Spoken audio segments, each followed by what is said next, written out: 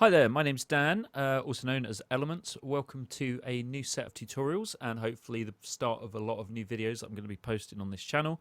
I haven't put anything on the channel for a long time. I've been sort of doing other things in music. I've been doing some Twitch streaming, production and a few other bits that's kind of led me to want to get back into doing this sort of thing. So we're going to jump straight in. This video is basically using predominantly the X for a sample pack and showing you guys how to construct some kind of like house beats, progressive house type beats, and sort of, you know, some standard beginner stuff, and hopefully it will be a little bit helpful and a few little tips and tricks and things like that. So to start off with, tempo wise, we're going to head for standard 128 for that sort of progressive house thing. So we're going to dive straight in. Obviously on your left hand side you've got like your different categories. You've got your places, which is where you can designate custom folders if you've got your own sample packs, which I have got a lot of different samples. You can also like put specific sample folders here as well, which is useful. And then obviously up here you've got your plugins for your effects and instruments, and also Ableton's built-in audio effects as well, which we'll be looking at and using a few of those. So samples is where I've got my sample pack stored. I'm going to start off with a kick drum. Kicks, I've got analog kicks, big kicks, hall kicks. So I'm going to dive in and use one of the analog kicks, I think, of which there are quite a lot. There's a good 100 odd to choose from. And they all vary, sort of different styles and different feels. I kind of like that one. That one's good as well. I'm going to go for that one, and I'm going to just drag up here just to extend this out. I'm just literally dragging this little bit at the top here and clicking, holding, pulling down, pushing up to extend the range excuse me, that you can see the amount of bars that you can see. This little thing up here, in case you don't know, is your loop marker, which when you turn this little switch on and off up here, defines how much is going to loop. So when it gets to here at the end, it will just loop back around again. We're going to turn that kick drum down to about -6 dB, and we're going to select the whole beat that it's on there, and we're going to hit Control and D a couple of times. If you're on a Mac, Command and D, I think, and then we're going to select that entire bar and hit Control D again a couple more times. You can also, to copy paste, you can also highlight, hold down Control or Command, and I think it's Command on the Mac anyway, but on the PC, Control, and you can click drag, and that lets you copy around. And Control Z, undo. So we've got 4 to the floor. It's cool. We're going to go into claps, and we're going to try and find a few claps.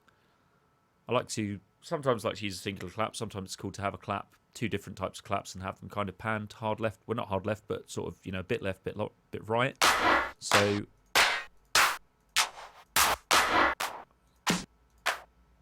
and looking possibly layered claps. So clap 003, that sounds quite good. I'm going to go ahead and stick that on the 2nd beat and the 4th beat of each bar. Again, just copy and paste in using Control D, or you can drag.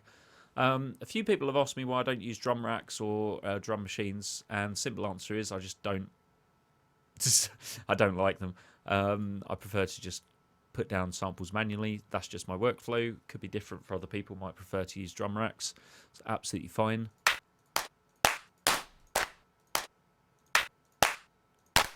That one's got a nice snap to it. Let's drag that one in as well.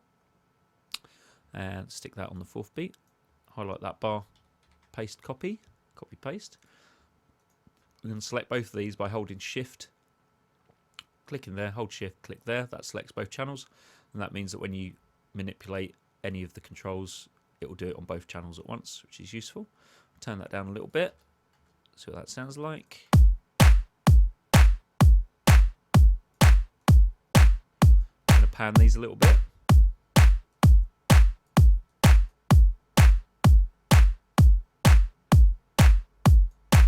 and that just kind of creates a little bit of a stereo space, which sounds quite cool. At this point, we're just going to have a quick listen. We're not going to do any EQ or anything like that quite yet. We're just going to get a kind of like a little pattern down, and then we'll look at EQing and things like that afterwards. So that's cool for claps. Let's have a look at some of these hats, and we've also got a lot of cool percussive loops as well that we can use to kind of like fill in some of the gaps on the beat. So let's go hats there. And apparently Ableton 9 doesn't let you have different subfolders open at once. How interesting. Huh, would you look at that? That's something that I've just learned by looking at that. I've only upgraded to 9 recently, so... Okay, we'll go to hats. We'll have a look at the amps. No, we won't. We'll have a look at the analog. So we're going to pull that on, and we're sticking that one on the off beat of every beat. So it will be there. And then we'll do that the same for every bar for the moment. I mean, obviously you want to put like variation, and this is just a really basic sort of beat at the moment. Just add a little bit of padding there.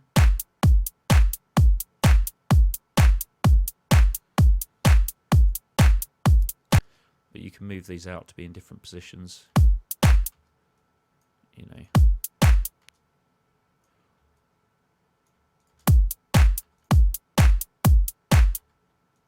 Add in extra hits where you see fit.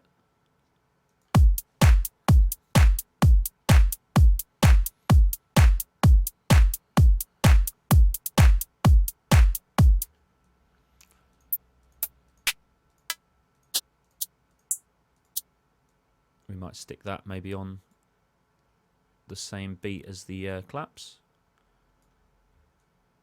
using the control drag method there. Then Control D.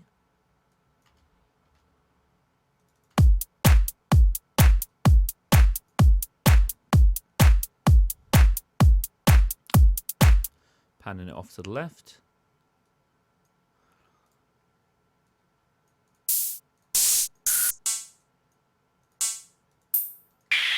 Some very cool sort of little hits in this pack. You know, even something that's kind of like percussive, but with a sort of a, you know, melodic sort of feel to it. But you could put that on like a kind of a slightly off note there. Turn it down.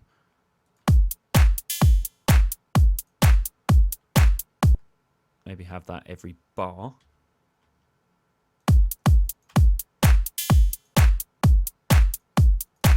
Maybe stick a bit of delay on that one. A cool plugin on here called Fab Filter Timeless 2, which is a kind of cool delay plugin.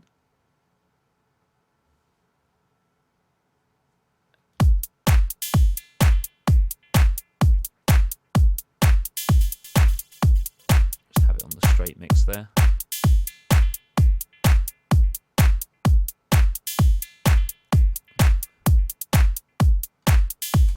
So that's pretty cool. Next we'll go for, let's have a look. We've got some percussion, some shakers.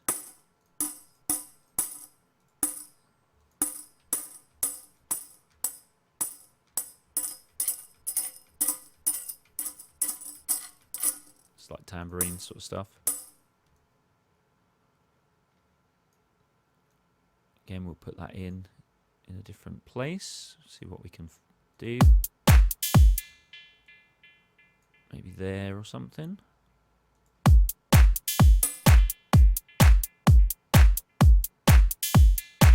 Yeah, that sort of works quite well.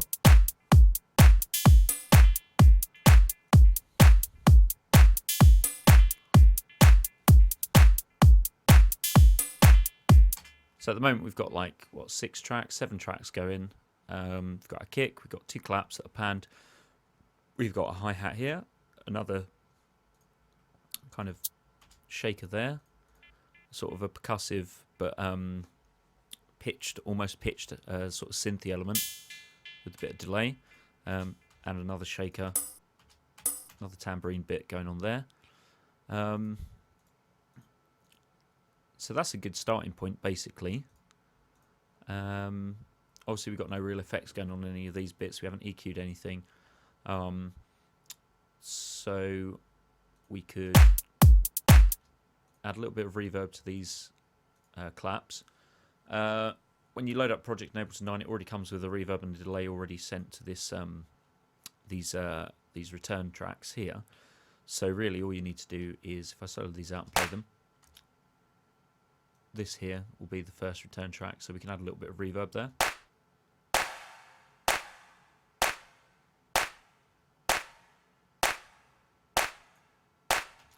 And possibly the same with these hi-hat and shaker elements down here.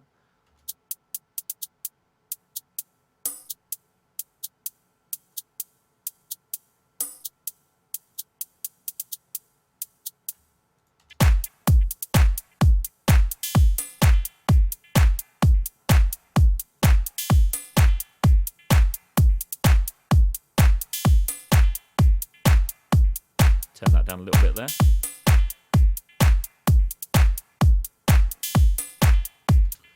So that's not a bad start. And I mean, you could supplement that with possibly a loop once the groove gets going. Once you add more things in, like the bass lines and synths, and start getting to an actual song. Loop-wise, we've got sort of all these.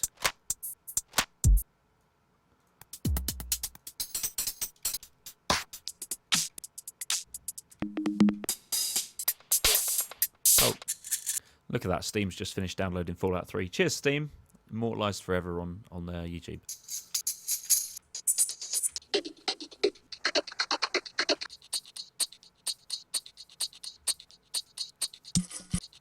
So you could possibly put something like that loop in as well, just over the top, kind of, but lower down, and that would kind of supplement the sound out, maybe. Let's have a listen.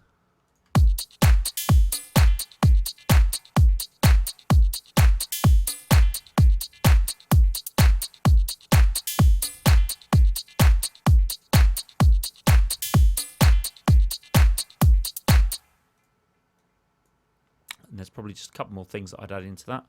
Just extend that out to an 8-bar. Probably grab one of these cymbal effects.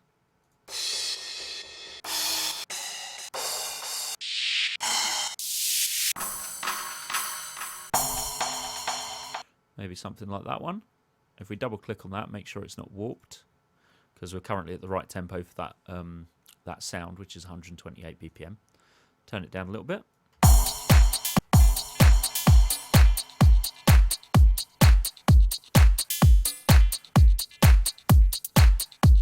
And one of the last things I'm going to do to sum up this little beat tutorial is add in a reverse clap, which just adds a little bit more interest to certain parts of the loop that we've got going.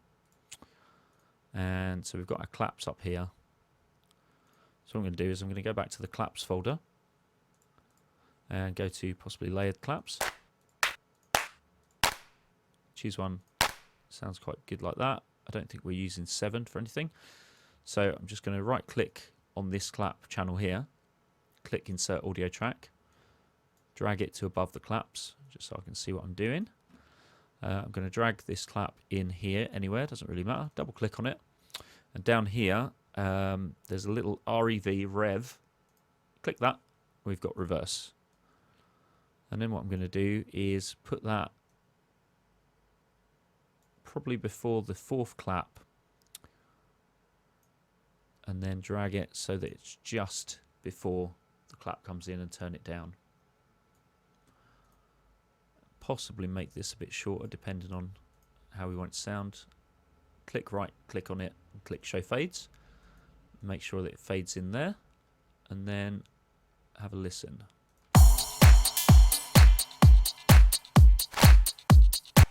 Turn it up a little bit, and then what you can hear that doing is basically it just gives that little sort of whip sort of effect that brings you into the clap.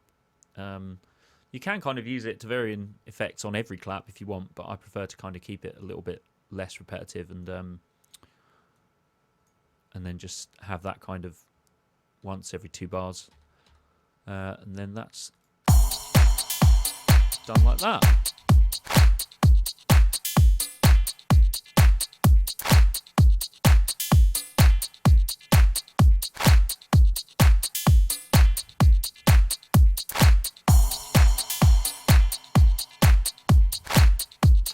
And then obviously that's not, you could do a little bit more with the variation, things like that, but you're kind of in a good position to start sort of building sort of a bass line and, start to build the rest of your track around that. But yeah, hopefully that's given some people a little bit of information, sort of beginners and beginner-wise, on how to build that kind of progressive house beat in Ableton. Great sample pack, the X1st sample pack. Also, I think there'll probably be a link to if anybody wants to grab that pack. It's well worth it. Yeah, thanks for watching, and I'll be back with more videos hopefully very soon, and I'll be doing more sort of advanced stuff, possibly building whole tracks. I'll be showing sort of how to do certain things with different synths and just programming and things like that as well. So yeah, thanks for watching, guys. I also Twitch stream. I'll put the details in the link to that as well, so you can find me sort of live streaming on there, doing production from time to time, and Twitter and SoundCloud and Bandcamp and all that good stuff. So I will catch you guys later.